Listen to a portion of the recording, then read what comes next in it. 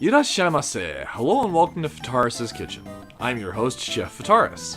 It's time once again for Shoot 'em Up Saturday, and on the menu this Saturday we have Snow Battle Princess Sayuki, a spiritual successor to Pocky and Rocky, recently ported to modern platforms. What kind of taste will it have? Let's get cooking and find out. Snow Battle Princess Sayuki from developer Starfish SD originally released for the Wii and the PlayStation 2 back in 2008. Fast forward to 2019 and we now have it available for Switch and PC and coming to the PlayStation 4, though at this point just a Japanese release has been confirmed. The menu itself has a couple options for how we can play the game. There's 1 player, 2 player, then we also have a boss attack and a 2 player boss attack. Today we'll be playing the game in 2 player. When you start the game, you're taken to the story, and there's a different story for 1 player and 2 player. In 1 player, the character you're playing, Sayuki, is trying to get the ingredients to break the curse for her crush. And in 2 player, the 2 sisters Sayuki and Koyuki are fighting to see who can go and collect basically the most snowballs to prove who's the most beautiful in the snow goddess tribe. The game itself is a free movement shooter, so you basically have a top-down perspective where you can move around in any direction you wish, firing as well. We do have a couple different attack options available to us. So there's our shot itself. Once we collect enough snowballs, we can use a blizzard attack. If you're playing with just by yourself in 1 player mode, then you also have a snow bunny that you can use a bunny attack with if you've collected enough snowballs. So the blizzard takes 5 snowballs, the bunny attack takes 25. We also have a rolling snowball attack that we can use as well. And that's the basis for what we have as far as the gameplay itself is concerned. Some enemies can't be defeated unless they're frozen. These mummies happen to go and be examples of that, so we can use a blizzard attack to freeze them and then take them out that way for big points. It's also possible to get power-ups by jumping over some obstacles that we come across. There's a good example of that coming right up. The game itself has 4 different weapons that we can collect. There's the Rapid, which is the one you start out by default. There's also the 3-way, which is represented by the yellow crystals. The Homing, which is not a very good homing shot, to be sure, which is represented by green crystals. And the Bomb, which is represented by the pink crystals. And the Bomb kind of blows up in enemies and deals multiple lasting splash damage. It's actually a really effective weapon. The only real way to power up your weapons, though, is you have to collect crystals of the same type that you are currently using. So you're basically, if you're looking to upgrade your weapon, you're basically restricted to sticking to the one that you're actively using. You can upgrade it to 5 crystals, and at that point it's pretty effective.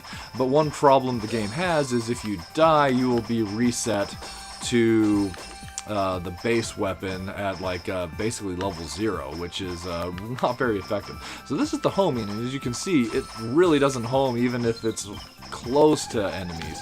Calling it homing is doing a disservice to homing shots everywhere.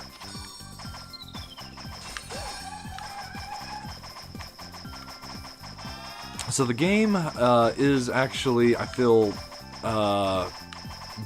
easier to go and play in a 2 player, as in 1 player, should you die, you're reset back to checkpoints. In the first stage, the checkpoints actually happen to be quite nice. They're these old bus stops.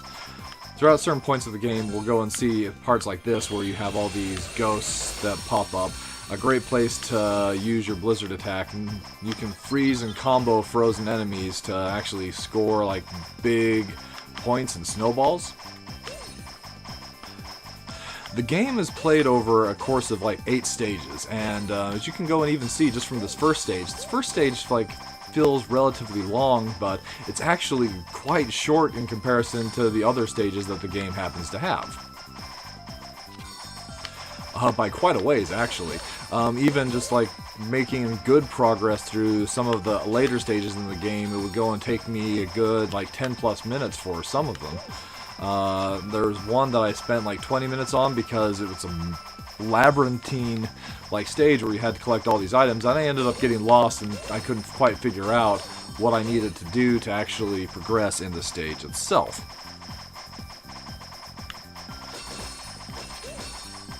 So moving on to a little bit of the history, though, as I was saying, the game is a spiritual successor to Pocky Rocky, or as it was known in Japan, Kiki Kai Kai. It was actually supposed to go and be Kiki Kai Kai 2, but due to rights issues, the game was ultimately rethemed and released as this version.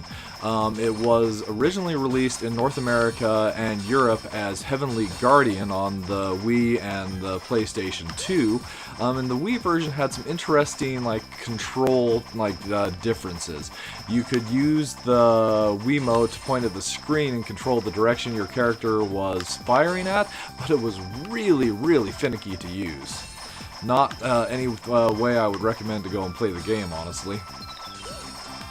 I kind of feel that this version is the easier to use, though as far as that's concerned, this version is basically a straight port of the PlayStation 2 version. There's very little as far as extra options that are added in for a modern port. Even there's no way to return to the menu. You go and press start, you just simply taken to this pause menu. So it feels like it's a lazy port. The stages themselves, like I mentioned, are just long, and they actually get very tedious. Big snowballs! We're almost to the boss of the first stage, though, so the sound effect for the magic casting as well is kind of an interesting choice. So at the end of each stage, there'll go and be this boss that will come in from these dark clouds. This one, giant bones. Some of them have relatively easy attack patterns to understand and dodge. Others just feel downright cheap. The example I'm thinking of happens to be the stage 7 boss, where he's got so many ways that he can potentially attack you and deal damage. It's not a fun boss fight. And this is the first boss, and he's pretty tanky, and they only get tankier from there. Each boss does kind of have a attack that they will use, kind of that homing fire that was chasing me around for a little bit as a desperation. So when the boss is defeated, in one player they'll burst into coins, in two player they burst into snowballs, as this is actually a competition. The one who collects the most snowballs is the winner, and the game will tally up those wins throughout the course of your playthrough. So in this case, Koyuki went and took it. And there we have it. Snow Battle Princess Sayuki served up for your enjoyment. Minus flavors. Unfortunately, I feel like this game has a lot of minus flavors. The game itself ultimately just comes across as being overly long, and all the stages just get to the point where they just feel tedious.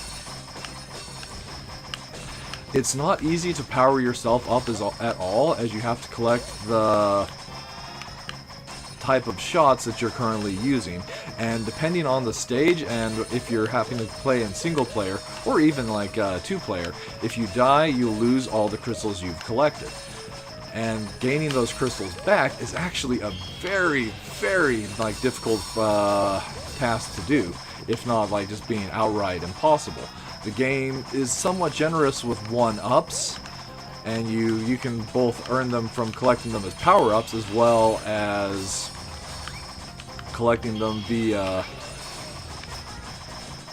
and you can also earn 1-ups via points as well, so you're not going to be running out of lives. It's just a lot of times you'll be retrying things because you just are having a difficult time of it. The game itself really is difficult.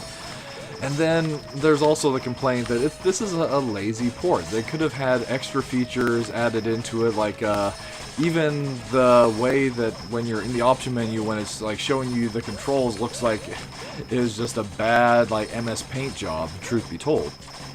As far as plus flavors are concerned, I do appreciate that this game does have 2-player. It like does make the game a little more like bearable. It's not necessarily like funner. And then I do like the designs of the characters. I think they're like quite cute. You can't really like see it, but when one player, when you're playing with the pet like snow bunny that Sayuki goes and has, it's really nice having like that cute partner to help you freeze the enemies and even do special attacks for you. So, at the end of the day, this is a title that I can't really like recommend. That was a cheap like move. That monkey knocked off all my crystals. This is not really a game that I can recommend, especially at the $15 like asking price. I feel if it were on sale, it might be like worth it. But truth be told, if you have a PlayStation 2 or a Wii handy, you can pick up like those versions for really, really cheap, and still be able to get basically the same experience. Alright, so that'll just about wrap it up for this week's episode of Shoot 'em Up Saturday. As always, I want to thank you so much for coming out and joining me this week, and I look forward to seeing you again next time.